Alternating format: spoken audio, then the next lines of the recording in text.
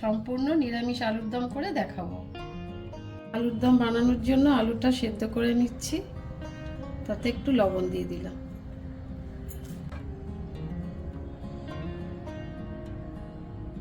আলুটা সেদ্ধ করে হয়ে গেছে, এবার একটু নামিয়ে ছাড়িয়ে নিচ্ছি। আলুর দম বানানোর জন্য এই মশলাগুলো দিচ্ছি। তার জন্য টমেটো, কাঁচা লঙ্কা, আদা, কটা চালমগজ আছে আর একটু পোস্ত আছে। এই মশলাটা আমি আলুর দমে দেবো, নিরামিষ আলুর দম একেবারে।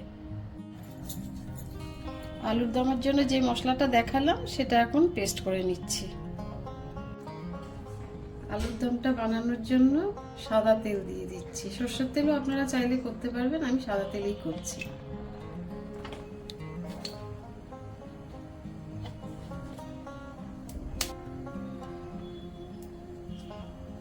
একটু সামান্য বাটারও দিয়ে দিলাম।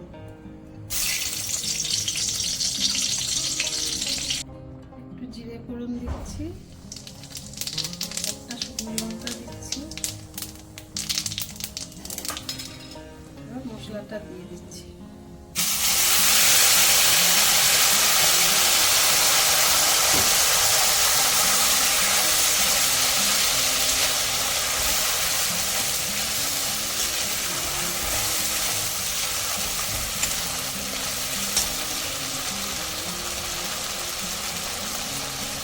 দিয়ে দিচ্ছি,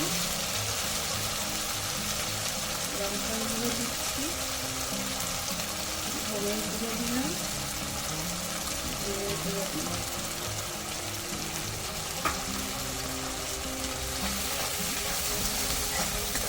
ভালো করে কষিয়ে নেব।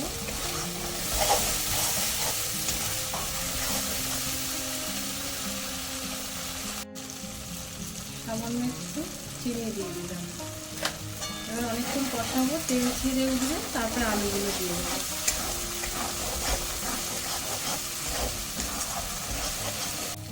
মশলা ধোয়া জলটা দিয়ে দিচ্ছি, এবার আবার কষবো।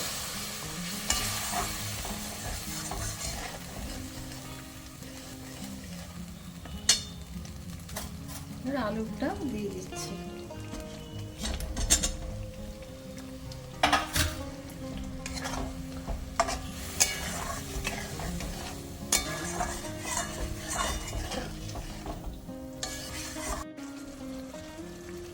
গরম মশলা দিলাম,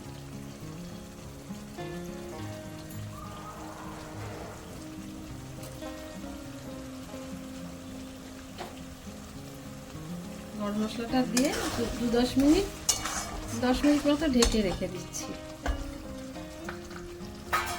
প্রায় হয়ে এসছে আমার আলুর দম। একটু কড়াইশুঁটি দিয়ে দিলাম।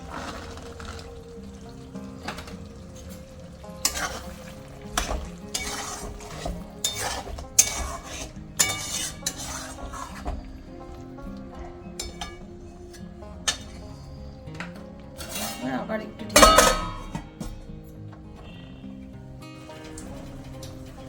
কষানো হয়ে গেছে, দেখুন তেল ছেড়ে দিয়েছে। এবার সামান্য একটু জল দিয়ে দিচ্ছি।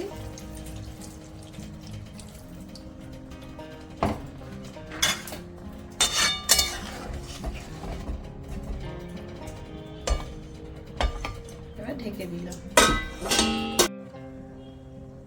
দেখে নিচ্ছি আলুর দমটা হলো কিনা। হ্যাঁ, আলুর দম হয়ে এসছে।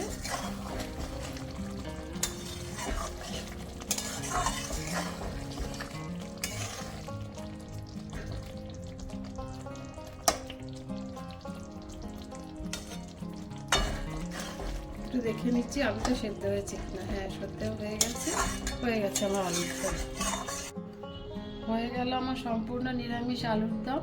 এভাবে করে দেখবেন, আশা করি ভালো লাগবে।